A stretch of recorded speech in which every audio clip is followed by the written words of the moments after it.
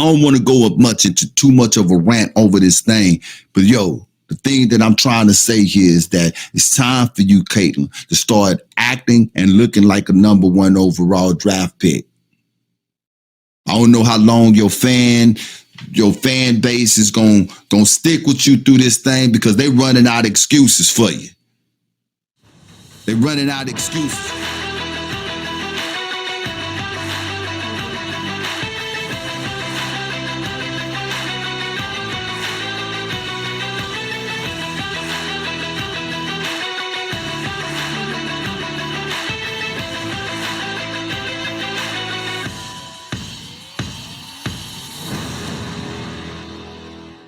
Caitlin Clark. Unnecessary. Clark's Indiana Fever taking on the Chicago Sky on Saturday. The Sky's Kennedy Carter hitting a shot, then heading over to Clark and shoulder checking her. The refs called it a common foul, but the league yesterday upgraded the call to a flagrant foul. Her and Carter were jawing a little bit back and forth the last few possessions. The two were seen before the play, exchanging words at the other end of the court. Carter refused to answer questions about the foul after the game. I ain't answering no Caitlin Clark questions. But later, Carter saying this on social media. Besides three-point shooting, what does she bring to the table? I think at this point, I know I'm going to take a couple hard shots a game. Clark's coach calling the foul unacceptable. That was a non-basketball play that happened. Many online criticized the foul. Tennis great Martina Navratilova saying this is not okay. Some comparing it to this hit on rookie Angel Reese from Alyssa Thomas, which got Thomas ejected from the game. Others say tough hits are just part of the game. Caitlin is grown and in a grown woman's league. She'll be all right, said one observer. Clark, before last night's game against the Liberty, seemed to agree. I grew up playing the basketball with the boys, so it's always been physical and feisty, and that's what it is. And you got to find a way to hold your own. So it kind of reminds me of that. And then I grew up with two brothers, and things were about very, very physical, a lot of blood, a lot of tears. Yo, what is happening? This is Shia Yashub, and this is Mo Talk. First and foremost, I want to say thank you to those who have newly subscribed to the channel. You have got me over 300. I'm trying to get to 500 as quickly as I possibly can. So for those who are coming in, subscribing and ringing that bell, thank you for that. For those who come in on the channel, I want to say thank you as well. You know how we do it over here. You come in, I come in back. Whether we agree or not, we try to keep the conversation going even when the show is over with. But with that out of the way, let's get right to business. A highly anticipated game. I believe that this was a game that was circled on a lot of people's calendars before the season even started, because the opposition of these two women that the media have made. People could not wait to see the Chicago Sky game and the Indiana Fever game. And I do believe that it lived up to the hype that everybody was anticipating. And on top of that, Caitlin Clark and her Indiana Fever, they got the win. They was able to walk away with the win. The foul that she received from Kennedy Carter, yes, I do believe that that was a non-basketball foul. I agree with the coach on that. I also agree with the league upgrading it to a flagrant. I'm not sure why the referees at the particular time didn't upgrade it as a flagrant and kept it as a common foul on the floor. One reason, and this thought just came to me, one reason as to why they probably kept it as a common foul, because they were actually on the floor and they were in earshot at the conversation that Kennedy Carter and CC was having, number 22 was having on the floor, as a result as to why Kennedy Clark body checked number 22 over there. This is what people do not understand when it comes to competition. These things happen all the time. You're going to get got in between the lines or in between free throw line or free throw line. If you run your mouth and say inappropriate things, it's going to catch up to you before the fourth quarter and all zeros are on the clock. And that's exactly what happened to her. When Kennedy Clark made the reply to the media when she said, I'm not answering no Caitlin Clark questions, that was cold talk for Caitlin Clark. Know why she got body checked.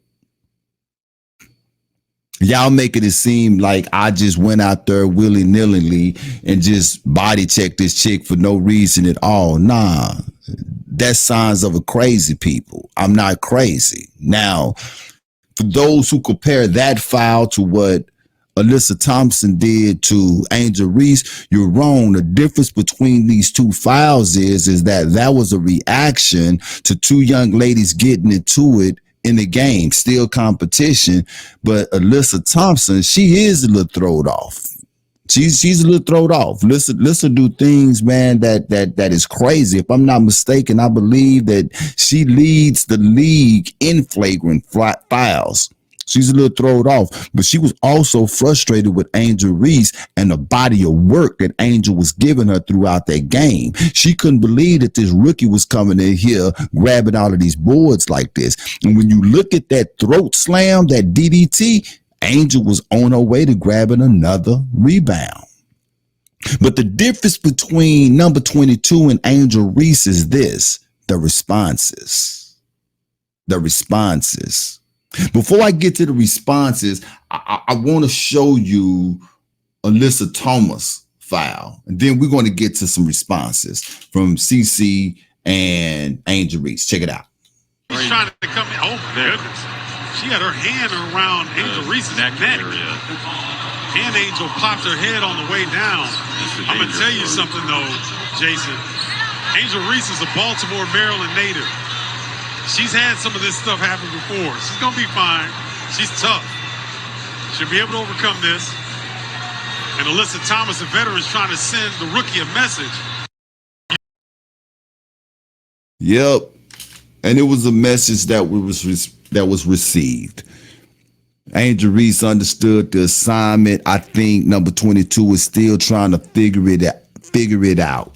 I have an article here that we're going to get into with number 22 and how she feel about the league. Now, understand that this particular article did come out before the game that she played against Kennedy Carter, so I can imagine how she's feeling now. It's probably amplified. But yo, let's get into this article. All right.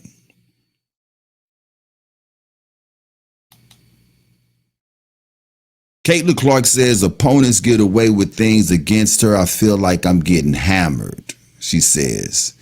Caitlin Clark has had a mixed start to her WNBA career.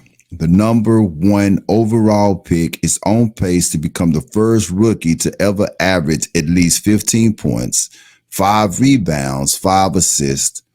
She also leads the league in turnovers per games and technical fouls, which is 3, in her Indiana Fever, and her Indiana Fever are 1-8. Well, at this particular time, I believe that they are 2-8 because they won Saturday against Chicago Sky. I'm gonna bring this up. It says perhaps the biggest challenge for Clark has been adjusting to the increased physicality at the professional level. In recent days, she cut a frustrated figure during post-game press conference and has called out what she views as double standard. I think everybody is physical with me. See, this here is a problem to me. The reason why, and I'm gonna finish this. I'm gonna finish going through this here, but I want to start with this. How you gonna start off with me? This is the problem. See, when you are an athlete and you play team sports, it should always be bigger than you. The team is always bigger than you. Okay. The team don't need to hear you complaining about what's happening to you on the court. You shouldn't be looking to the team to come save you from what's happening on the court, especially if you are the number 1 pick overall, okay? Especially if you are the number 1 pick overall, you have absolutely no of fortitude to be talking about what's happening to you. I think everybody is physical with me. See, the league is bigger than you. And this is what they're trying to show you, Caitlin. See, before you got to the league, you overshadowed the league, and now you are in the league. The league is going to tell you, look, we're going to overshadow you. These are little small lessons that Caitlin Clark is going to have to learn, is that you can't believe what the media is saying about you because the league don't care that you are Caitlin Clark. Because we're bigger than you. This is what she says. Let's go back to this article.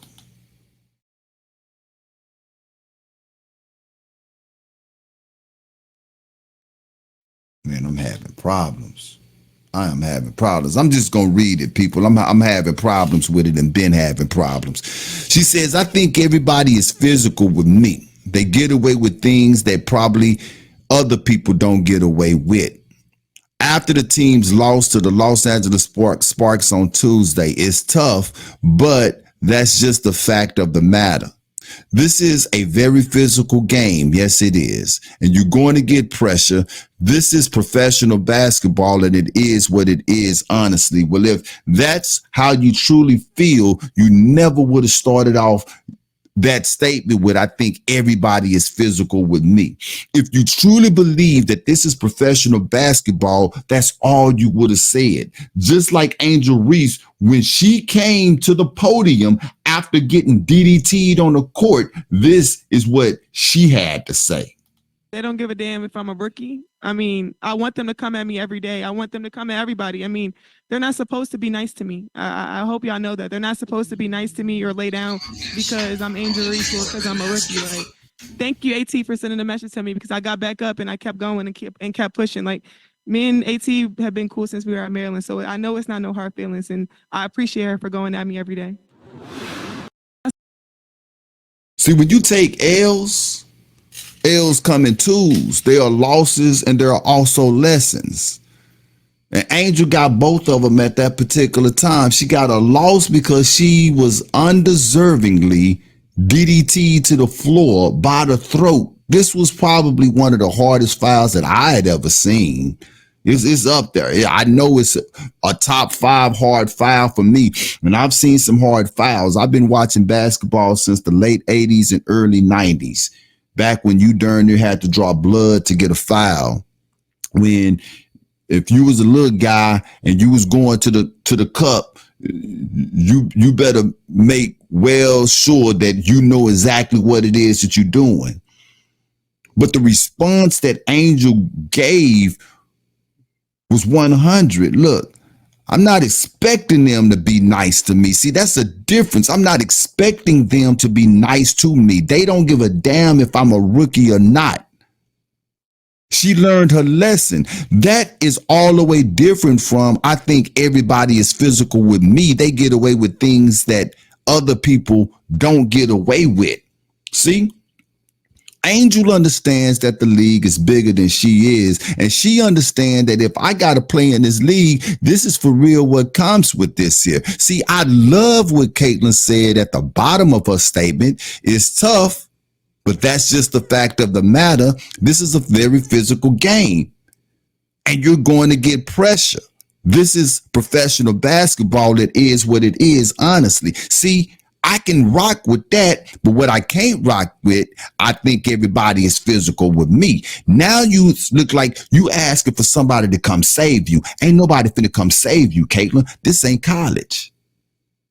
This ain't Kansas. You out here with the wolves. Either you gonna be a wolf or you gonna be a prey. You should be more concerned that you leading rookies right now with turnovers as a point guard, the #1 overall pick.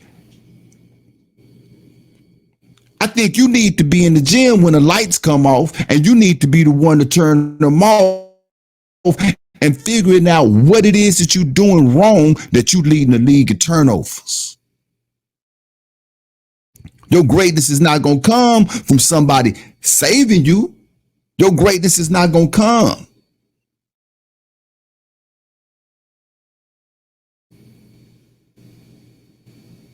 from complaining. You got way too many texts. Why? Because you're looking for a savior instead of just shutting up and playing basketball.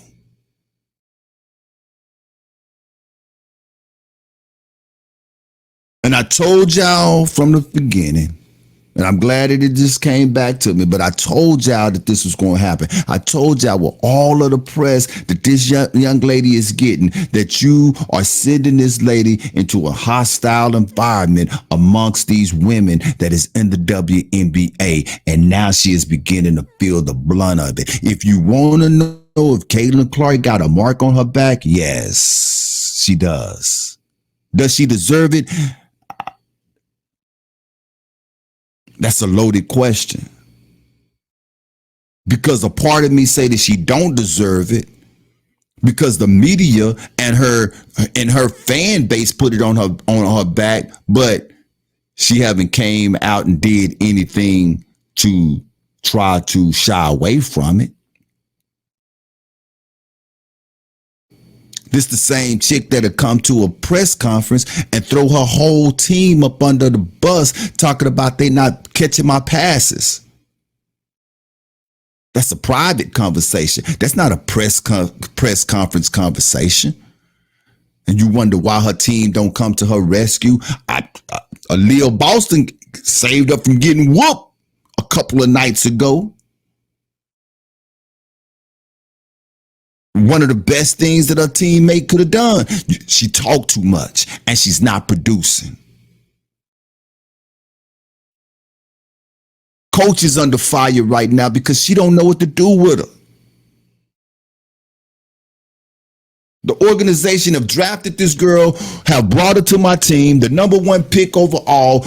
You brought her here. Did you bring her here to sell tickets or did you bring her here to help the team? Because if you brought her here to sell tickets, mission accomplished. But as a coach, I needed someone that was going to help my team. We're worse with her than we was without her.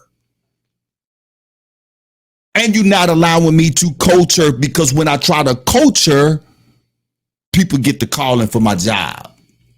If I give it a green light, and what I mean by the green light, if I give it a green light and say, yo, you can go out there and you can pull it up whenever you want to, you can jack it up from wherever you want to, and you can shoot whenever you want to, that'll put my team in even a worse position than what we in right now. But that's what people want to see. How happy are her teammates that's playing around her when all the attention is on her and not the team? Aaliyah Boston went from being rookie of the year last year to what? Overshadowed by an underachievement number one draft pick. Because all you hear about is number 22. Nike did not give you a signature shoe for you to lead the league in text, for you to lead the league in turnovers. Nike gave you a signature shoe because they felt like that you was going to be the greatest of all time, even before you proven yourself on the hardwood floor. The message that I have for you, number 22, is that you're going to have to earn your respect. Nobody cares that you are Caitlin Clark. Welcome to the WNBA. It's time for you to produce, take a poop, or get up off the toilet. Because your reaction to the reaction of Angel Reese is, look, I know what this is. I know what I signed up for. Number 7 is acting more like a number 1, and number 1 is acting like she should have even been in the second round.